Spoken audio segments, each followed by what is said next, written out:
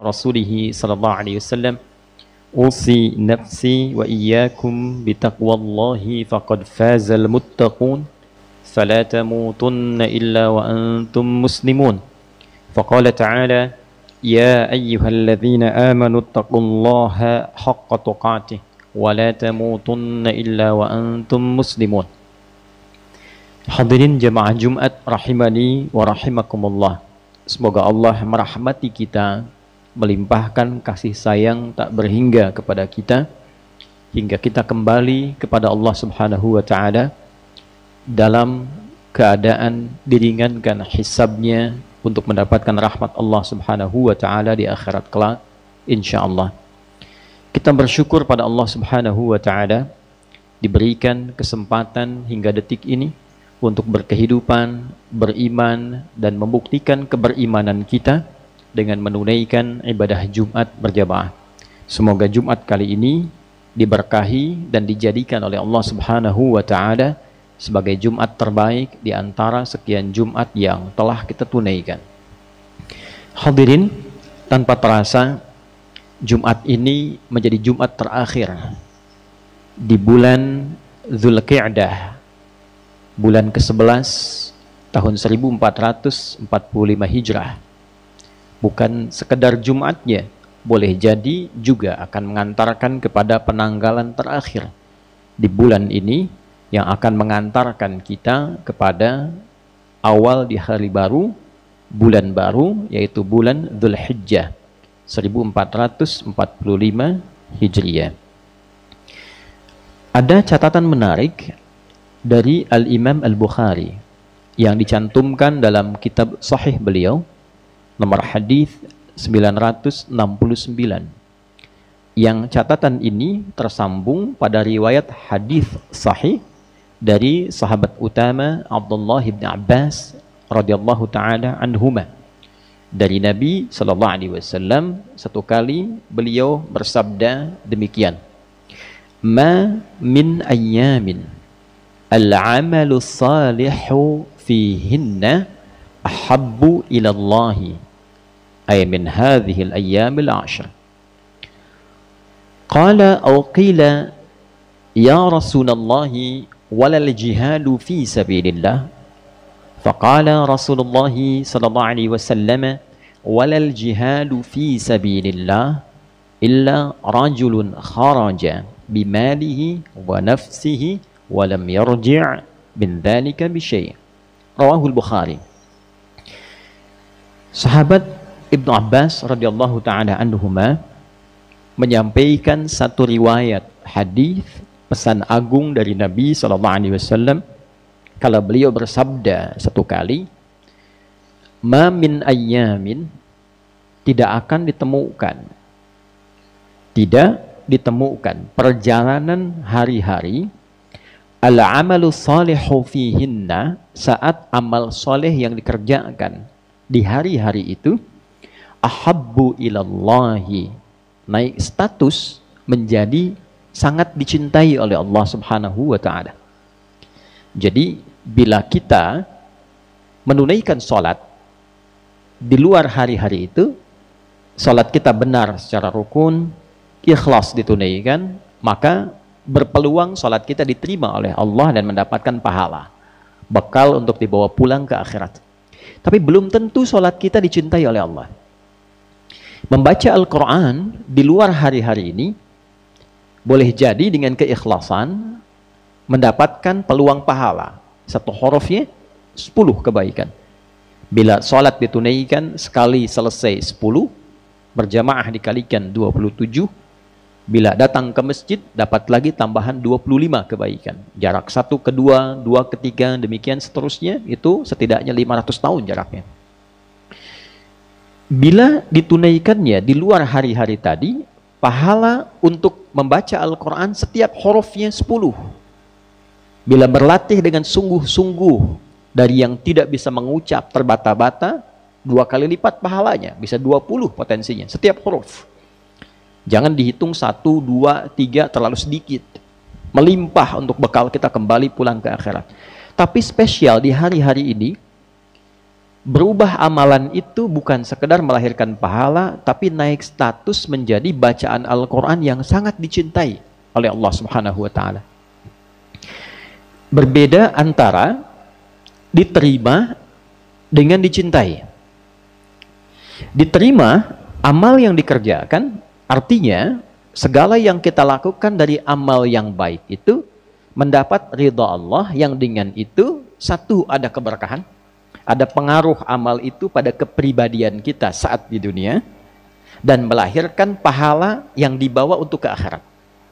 Misal, berkahnya sholat itu membuat perilaku kita lebih baik. Inna sholata tanha 'anil fahsya wal munkar. Itu berkah, itu dunia.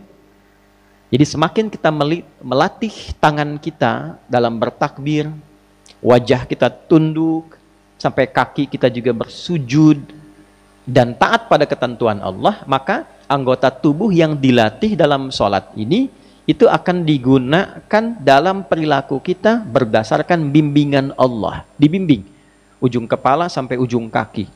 Ada sifat ihsan, merasa kita dilihat perilaku kita itu oleh Allah Subhanahu wa Ta'ala. Sehingga sholat yang benar ditunaikan itu akan berpengaruh kepada seluruh bagian tubuh kita dan merubah tindakan bagian tubuh ini menjadi baik seketika. Tangan baik, kaki melangkah pada yang baik, mata melihat yang baik. Nah, itu berkah dunia. Akhiratnya, apa yang kita tunaikan selesai, dituliskan 10 kebaikan. Namanya hasanah. Quran surah ke-6 ayat 160. Man jaa bil hasanati falahu asyru amthaliha. Siapa yang mengerjakan satu kali perbuatan hasanah bernilai pahala, itu nilainya 10. Salat itu disebut dalam Al-Quran dengan hasanah. Quran surah ke-11 ayat 114.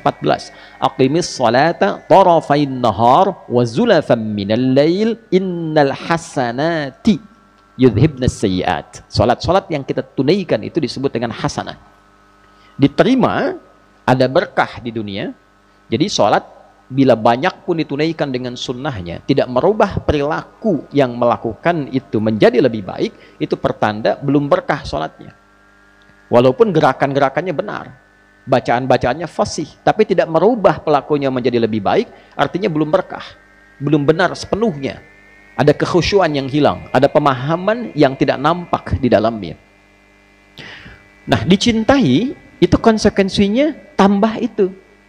Tambah dari yang tadi, bukan sekedar berkah, bisa mempercepat terkabulnya doa. Ada kisah yang ditampilkan dalam Al-Quran yang mustahil pun menurut manusia, tapi dipandang butuh saat di dunia, itu Allah bisa kabulkan. Contoh, istrinya Nabi Zakaria itu divonis secara medis, secara klinis, tidak mungkin punya keturunan secara medis. Satu, mandul. Yang kedua, monopos.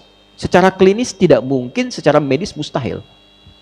Tapi Nabi Zakaria bermohon kepada Allah agar hadirnya keturunan yang mewarisi sifat dakwah beliau, sehingga risalah itu dakwahnya tetap berjalan.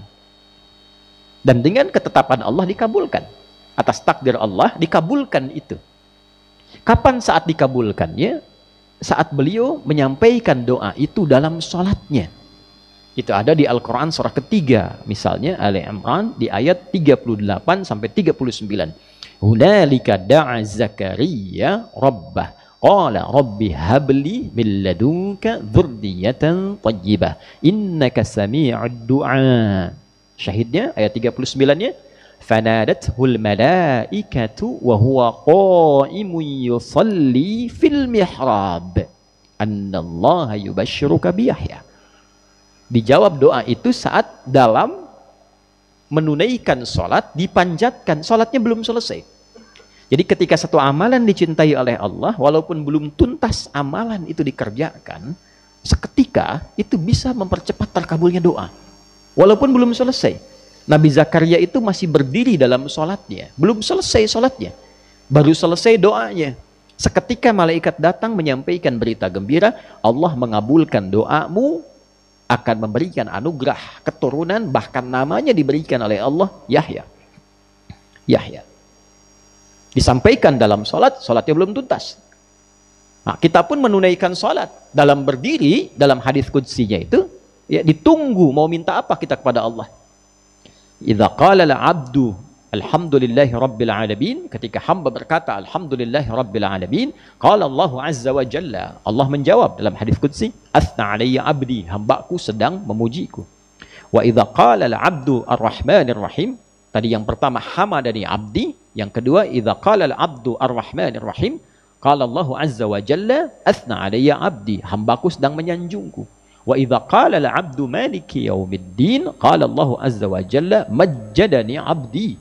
Kalau hamba berkata maliki yaumiddin, Allah menjawab hambaku sedang mengagungkanku. Wa idza qala al-'abdu iyyaka na'budu wa iyyaka nasta'in, qala Allah azza wa jalla hadza baini wa baina 'abdi wa li 'abdi ma sa'al. Ini perjanjian antara aku dengan hambaku. Kalau hambaku benar sholatnya sampai bacaan tadi iyyaka na'budu wa iyyaka nasta'in, maka sekarang apapun yang dia minta aku kabulkan. Nah, jadi ada orang-orang yang dicintai oleh Allah, amalannya bukan sekedar saat ia mengerjakan benar sesuai rukunnya, ikhlas ditunaikan, melahirkan pahala. Lebih daripada itu, doanya cepat dikabulkan. Yang kedua, cinta Allah itu seketika bisa melahirkan ampunan. Jadi ketika satu amalan menghadirkan cinta Allah, seketika itu amal dimaksud bisa menggugurkan dosa-dosa yang pernah dikerjakan oleh pelakunya. Baca Al-Quran, sampai di bacaan taubat, innamat taubatu 'ala Allahi lilladzina ya'maluna as-su'a bijahalatin thumma yatubuna min qarib. An-Nisa ayat 17 itu misalnya. Lalu mengalir air mata kita, dibacakan di hari-hari itu seketika turun ampunan Allah menggugurkan dosa-dosa yang pernah ia kerjakan. Itulah cinta Allah. Ketika Allah mencintai seorang hamba, salah satu korelasinya adalah pemberian ampunan tanpa batas. Quran surah ketiga Ali Imran ayat 31 misalnya. Qul in kuntum tuhibbunallaha fattabi'uni yuhibbukumullahu wa yaghfir lakum dzunubakum. Ketika Allah mencintai seorang hamba yang diberikan oleh Allah wa yaghfir lakum dzunubakum, dan mengampuni dosa-dosa yang kalian pernah kerjakan, maka cintanya turun berupa rahmat. Nah, ketika rahmat disebutkan dalam Al-Qur'an, ternyata di Quran surah 39 Az-Zumar ayat 53 itu beririsan juga dengan ampunan dari dosa yang begitu banyak melimpah. Qul ya ibadiyalladzina asrafu ala anfusihim la taqnatu min rahmatillah. Katakan Muhammad, hai hamba-hambaku yang merasa banyak berbuat dosa dalam hidupnya dan berlebih dosanya terlampau banyak, jangan simpulkan tak ada ampunan. Kata Allah, jangan putus asa dari rahmatku. Ketika rahmat diberikan dari cinta Allah, innallaha yaghfirudz dzunuba jami'a. Seluruh dosa yang kau kerjakan, aku ampuni, kata Allah. Jadi ketika cinta diturunkan, ketika cinta dihadirkan, maka doa cepat dikabulkan, dosa diampuni, dan anugerah datang begitu berlimpah. Hari-hari itu tibanya di 10 hari pertama di bulan Dzulhijjah min hadzal ayyamil 'ashr, yaitu 10 hari pertama di bulan Dzulhijjah. Seorang sahabat mengkonfirmasi, walal jihadu fi sabilillah, ya Rasulullah, bagaimana status jihad fi sabilillah? Apakah mengungguli juga 10 hari di awal Dzulhijjah ini? Semua amal saleh yang dikerjakan 10 awal Dzulhijjah ini, kata Nabi, walal jihadu fi sabilillah, bahkan jihad fi sabilillah pun tak mampu menandingi amal saleh di 10 hari pertama bulan Dzulhijjah ini, illa kecuali satu saja jenis jihad. Nah, jadi jihad ini ada banyak tingkatan. Ya, jihad orang tua, suami mencari nafkah demi istri, itu jihadnya. Istri merawat anak-anak, itu jihad. Dari mengandung, melahirkan, itu jihadnya. Ya. Guru mengajar pelajaran agama ikhlas supaya anaknya yang dia ajar itu dekat dengan Allah, itu jihad. Anak belajar masuk sekolah di sini, belajar supaya kenal Allah, taat pada Allah, itu jihad. Bahkan turun ayatnya dalam suasana jihad. Quran surah 9 ayat 122. Saat banyak orang berjihad ke medan perang, medan militer, fisik, bela negara, bela bangsa, bela agama, saat yang bersamaan turun ayat yang mengklasifikasikan jihad itu pada 2 nilai yang setara. Jihad yang dengan menggunakan fisik itu sama dengan jihad menggunakan pena. Wa ma kana al-mu'minuna liyanfiru kaffah. Tidak harus semua orang beriman pergi berjuang ke medan tempur semua, mengangkat senjata. Indonesia berada dalam ancaman, misal keluar resolusi jihad, keluar, kita bela itu dengan niat ibadah. Nah, itu bagian kewajiban dari agama kita. Bela bangsa, bela negara dengan niat kita beribadah pada Allah Subhanahu wa ta'ala, berbakti pada negeri, mengabdi dengan niat ibadah kepada Allah. Itu bagian dari agama. Nah, saat hal itu kemudian terjadi, tidak semua keluar. Ada sebagian yang dia berjihad dengan penanya, dengan jurnalistiknya, dengan diplomasinya, dengan ilmunya. Sehingga ada keseimbangan antara di lapangan dengan nilai-nilai diplomatis. Nah, itu setara nilainya. Falaula nafara min kulli firqatin minhum ta'ifah liyatafaqahu fid din wa liyunziru qaumahum idza raja'u ilaihim la'allahum yahdharun. Ada sebagian kelompok orang itu mendalami agamanya, mengkaji lagi, menanamkan spirit, sehingga ketika prajurit-prajurit berjuang di medan laga, ia mendidik masyarakat-masyarakat itu untuk siap juga berjuang dengan ilmu yang sama, dengan semangat yang serupa. Itu sama nilainya. Tapi yang ini yang tak bisa ditandingi adalah orang yang berjuang dengan hartanya, kharaja bimalihi wa nafsihi, dan dengan jiwanya, fisiknya, walam yarji' min dzalika bisyai', dan tidak membawa apapun kembali lagi dengan kedua hal tadi. Dia wafat syahid. Karena itu berbahagia bagi Anda yang mengenakan seragam kebesaran, seragam bela bangsa, bela negara, dan niatkan untuk ibadah. Ketika ada panggilan bertugas sesuai ajal, misalnya wafat, itu diniatkan ibadah, syahid statusnya. Statusnya syahid dan tinggi itu nilainya. Ya, kita berbangga ini pakaian tentara kita itu hijau-hijau. Di surat Al-Kahf itu ada disebutkan orang berpakaian hijau-hijau diberikan anugerah melimpah oleh Allah di surga. Wa yalbasuna thiyaban khudra. Dia menggunakan pakaian hijau, diapresiasi dengan gelang-gelang emas, baju kehormatan, dan dipersilahkan menikmati hasil perjuangannya, tak ada lelah lagi, kesejahteraan bertambah, nikmat. Nah, itu diantara perjuangan.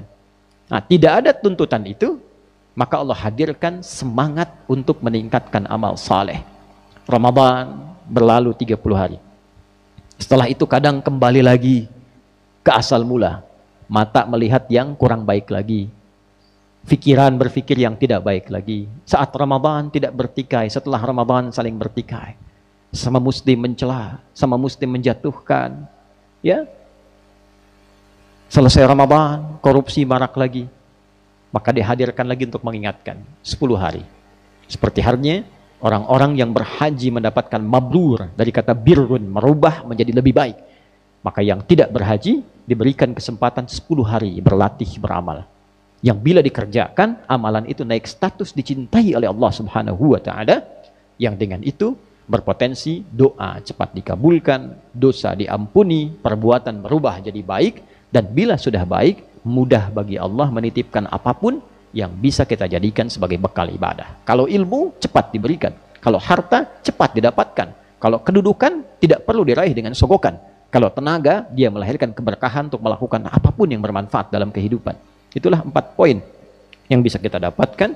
Dan sebagai penutup, bila ingin melakukan satu amalan dan mengumpulkan jenis-jenis kebaikan, amal saleh, maka diantaranya ada amalan berupa puasa. Puasa bisa dilakukan dari hari pertama, bisa berturut-turut sampai hari ke-9. Hari 1, hari kedua, hari ketiga, demikian sampai hari ke-9. Hari ke-10 itu sudah hari raya, haram hukumnya puasa.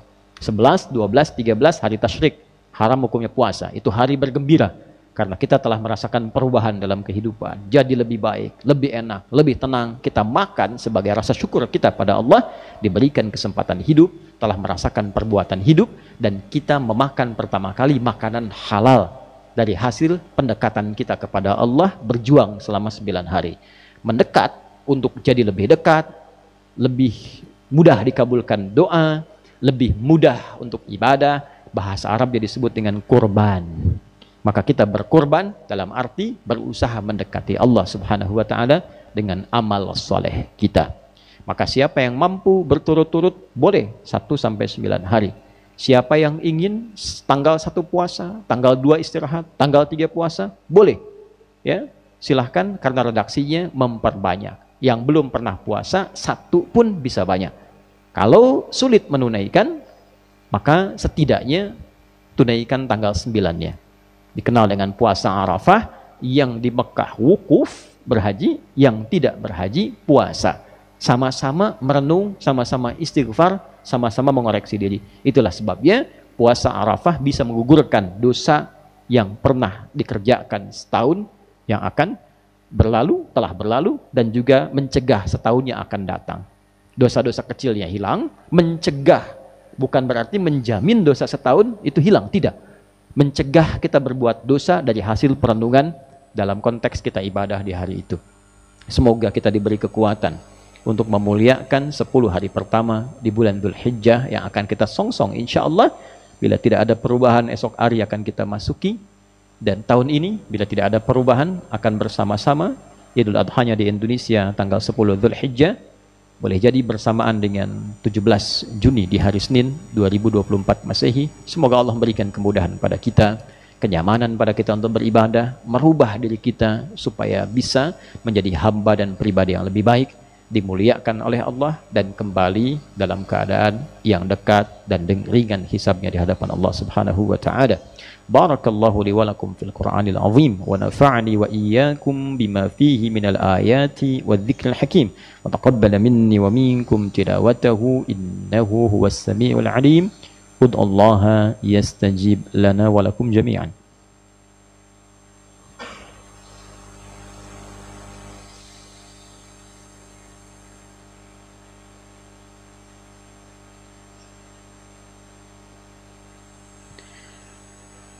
Alhamdulillah wassalatu wassalamu ala rasulillah nabiyyina wa sayyidina Muhammad ibn Abdullah wa ala alihi wa sahbihi wa man walah.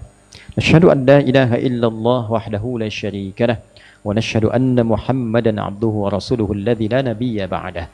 Faya ibadallah usi nafsi wa iyyakum bitaqwallahi faqad fazal muttaqun fala tamutunna illa wa antum muslimun.